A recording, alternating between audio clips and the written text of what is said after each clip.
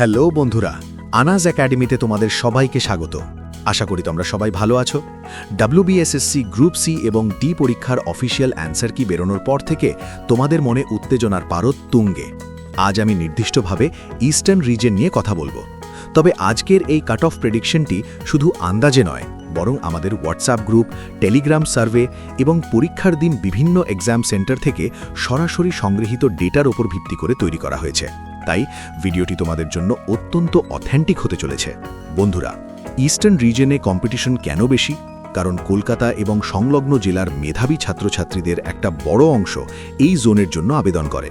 তবে আমাদের সার্ভে বলছে অ্যান্সার কি মেলানোর পর অনেক ভালো ছাত্রেরও নম্বরও সিলি মিস্টেকের কারণে কিছুটা কমেছে। এই ফ্যাক্টরটি তোমাদের কাট অফকে কিছুটা নিয়ন্ত্রণে রাখবে। বন্ধুরা, তোমরা জানো যে এবার রিজন অনুযায়ী কাট অফ আলাদা হতে চলেছে। ইস্টার্ন রিজনের দিকে তাকালে দেখা যায় গ্রুপ সি, এখানে মোট শূন্যপদ 717টি। নিয়ম অনুযায়ী 1.6 গুণ প্রার্থীকে ডাকলে প্রায় 1147 জন ইন্টারভিউ বা কম্পিউটার টেস্টের সুযোগ পাবে। গ্রুপ ডি, এখানে ভ্যাকেন্সি 995টি, 1.6 গুণ হিসেবে প্রায় 1592 জন ডাক পাবে। ইস্টার্ন জোনে কলকাতা এবং সংলগ্ন জেলা থাকায় এখানে কম্পিটিশন সবসময় একটু বেশি থাকে। তবে ভ্যাকেন্সি এবং প্রার্থীর অনুপাত বিশ্লেষণ করলে দেখা যায় সঠিক পরিকল্পনা থাকলে সেফ স্কোরের খুব বেশি হেরফের হবে না। ইস্টার্ন জোনে গ্রুপ সি পদের জন্য কম্পিটিশন একটু বেশি থাকে। আমাদের সার্ভে অনুযায়ী কাট অফ কেমন হতে পারে দেখে নাও।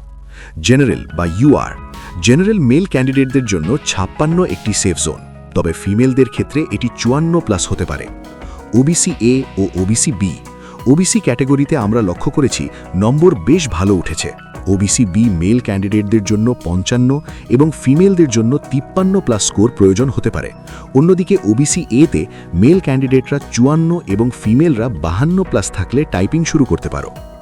এসসি ও এসটি, এসসি মেল ক্যান্ডিডেটদের কাট অফ 53 এবং ফিমেলদের 51 আশেপাশে থাকবে। এসটি বন্ধুদের জন্য কাট অফ নামবে, মেল 50 এবং ফিমেল 48+ হলেই সুযোগ পাবে। ইডব্লিউএস ও পিএইচ, ইডব্লিউএস মেলদের জন্য 46 এবং ফিমেলদের জন্য 45 সেফ স্কোর, আর শারীরিক প্রতিবন্ধী বা পিএইচ বন্ধুদের জন্য 32 থেকে 42-এর মধ্যে স্কোর থাকলে পরবর্তী ধাপের জন্য ডাক পাওয়া নিশ্চিত। গ্রুপ ডি এর ক্ষেত্রে 1.6 গুণ প্রার্থী ডাক পাওয়ার সুযোগ থাকায় কাট অফ এখানে অনেক শিথিল হবে। জেনারেল মেল ক্যান্ডিডেটরা 34 এবং ফিমেল 32+ করেই ইন্টারভিউ কল পাবে।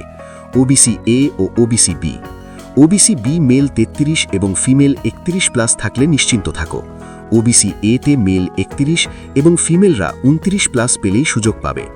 এসসি ও এসটি, ইস্টার্ন জোনে এসসি মেলদের জন্য 32 এবং ফিমেলদের 30 নম্বর কাট অফ হওয়ার সম্ভাবনা। এসটি বন্ধুদের জন্য মেল 27 এবং ফিমেল 25+ থাকলেই ইন্টারভিউয়ের প্রস্তুতি শুরু করে দাও। ইডব্লিউএস ও পিএইচ, ইডব্লিউএস মেলদের জন্য 30 এবং ফিমেলদের জন্য 28 সেফ স্কোর। সবচেয়ে গুরুত্বপূর্ণ হল পিএইচ ক্যাটাগরি, এখানে 21 থেকে 25-এর মধ্যে নম্বর থাকলেই তোমাদের জন্য বড় সুযোগ থাকছে। বন্ধুরা, এই প্রতিটি ডেটা আমি তোমাদের পাঠানো ফিডব্যাক এবং অথেন্টিক সার্ভে রিপোর্ট থেকেই নিয়েছি। তাই যারা এই নম্বরের আশেপাশে আছো তারা অযথা সময় নষ্ট না করে ইন্টারভিউয়ের প্রস্তুতি শুরু করো। ডেসক্রিপশনে আমাদের টেলিগ্রাম চ্যানেল আর ইউটিউব চ্যানেলের লিঙ্ক দেওয়া আছে, দ্রুত জয়েন করে যেও যাতে কোনো আপডেট মিস না হয়। আর উত্তর ও দক্ষিণ দিনাজপুর সংক্রান্ত ইন্টারভিউ গাইড ভিডিওর লিঙ্কও তোমরা ওখানে পেয়ে যাবে।